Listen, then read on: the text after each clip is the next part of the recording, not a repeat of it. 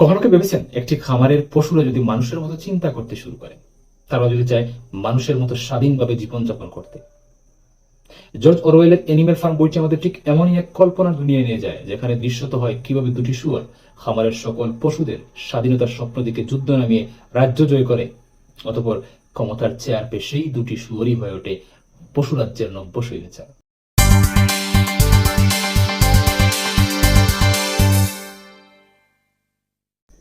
দৃশ্যটি আমাদের কাছে খুবই পরিচিত।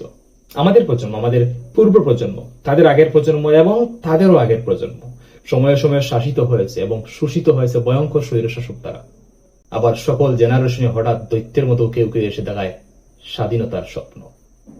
আমরাও দেখি সেই স্বপ্ন, দেশম অধিকারের বয়ান আমরাও শুনি।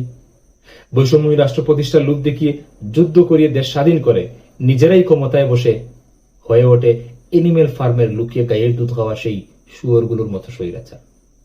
আজকের ভিডিও রাজনৈতিক না, কিন্তু রাজনৈতিক রূপক বা এলিগরি হিসেবে ধরে নিতে পারেন। এনিমেল ফার্মের মতো কথা বলবো একটি বই নিয়ে। বইটি পৃথিবীর সেরা বইগুলোর মধ্যে একটি। এটি একটি বিখ্যাত উপন্যাস, তাও আবার কল্পকাহিনীর। অবশ্য উপন্যাস কল্পকাহিনীর হয়, সত্য কাহিনী হলে তো সেটাকে ইতিহাস বলে। ইন্টারেস্টিং বিষয় হলো, পাঠক রূপকথার এই বইটিকে রাজনীতির জন্য পড়েন। একটি উপন্যাসকে কেন রাজনীতির জন্য পড়া হয়? এই বইয়ের সঙ্গে বিপ্লব বা রেভলিউশনের রয়েছে এক ডিপ কানেকশন। যে কোনো দেশে বিপ্লব বা গণঅভ্যুত্থানের পরেই এই বইটিকে মানুষ বেশি রিকমেন্ড করে থাকে। আজকের এপিসোডে এই বইটি জাস্ট একটা রিভিউ করব, অন্য কোনো বিষয় না, বাস্তবতার সঙ্গে আপনারা মিলিয়ে নেবেন। প্রথমে আমরা বইটি সম্পর্কে জেনে আসি। বইটির নাম অ্যানিমেল ফার্ম। বইটি লিখেছেন জর্জ অরওয়েল। এটি একটি বিখ্যাত উপন্যাস যা প্রথম প্রকাশিত হয় 1945 সালে।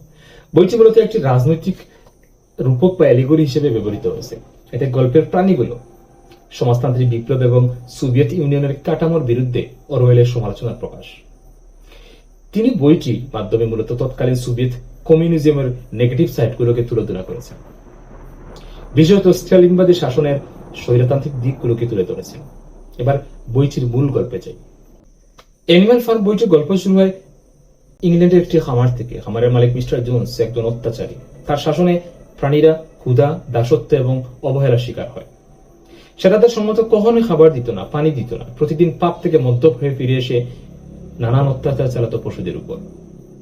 একদিন খামারের সবচেয়ে জ্ঞানী এবং বয়স্ক শুকর বৃদ্ধ মেজর, সে বলে মানুষ তাদের আসল শত্রু এবং খামারের প্রাণীরা স্বাধীন হয়ে নিজেরাই নিজেদের শাসন করতে পারবে।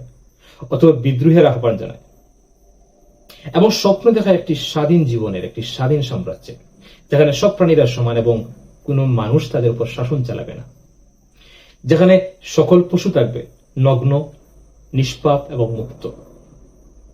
ফার্মের সমস্ত পশু বিপ্লবী চেতনায় ঐক্যবদ্ধ হয় এবং তারা তাদের আন্দোলনের আদর্শিক ব্যবস্থা হিসেবে নাম দেয় এটিকে অ্যানিমেলিজম। তার নেতৃত্বে প্রাণীরা বিদ্রোহের প্রেরণা পায়। সকলে মনস্থির করে তাদের মালিক মিস্টার জোনসের বিরুদ্ধে যুদ্ধ করবে। সেই হিসেবে মেজর তাদের মাস্টার মাইন্ড। কিছুদিন পর বৃদ্ধ শুকর মেজর মারা যায়, কিন্তু থেমে থাকেনি তাদের বিপ্লবের স্বপ্ন। মেজরের মৃত্যুর পর খামারের আরো দুইটি জ্ঞানী শুয়োর, যাদের নাম স্নোবল ও নেপোলিয়ন, তারা বিদ্রোহের নেতৃত্ব কাজে তুলে নেয়। নেতৃত্ব দিতে থাকে বিপ্লবের। রাতের পর রাত মিটিং করতে থাকে। আন্দোলনে দাওয়া পাল্টা দাওয়া খেতে খেতে তারা একসময় ক্লান্ত হয়ে পড়ে। কয়েকদিনের জটিকা আক্রমণে মালিক মিস্টার জোন্সকে তারা পরাজিত করতে না পারলেও তারা এক দফা আন্দোলনের টেলায় ঠিকতে না পেরে মালিক মিস্টার জোন্স পাশের রাজ্যে পালিয়ে যেতে বাধ্য হয়, যেভাবে পালিয়ে যায় মনুষ্য রাজ্যের স্বৈরশাসক এবং ফ্যাসিবাদরা। খামারের মালিক মিস্টার জোন্স পালিয়ে যাওয়ার পর শাসকহীন খামারের দায়িত্ব নেয় দুই শুয়োর, স্নোবল ও নেপোলিয়ন। শাসন কার্য পরিচালনা করার জন্য প্রথম ধাপে তারা খামারের নাম পরিবর্তন করে রাখে অ্যানিমেল ফার্ম।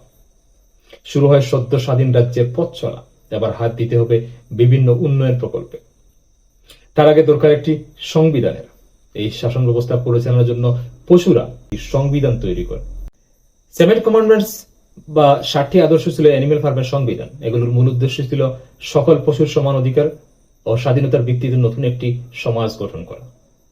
শুরুতে যে আদর্শগুলি ছিল সেগুলি হলো 2 পায়ে হাঁটে এমন সবকিছু শত্রু, 4 পায়ে বা পাখা আছে যাদের এমন সবকিছু বন্ধু, কোনো পশু কখনো পোশাক পরবে না, কোনো পশু কখনো বিছানায় ঘুমাবে না, কোনো পশু কখনো মদ পান করবে না, কোনো পশু কখনো অন্য কোনো পশুকে হত্যা করবে না, এবং সকল পশু সমান।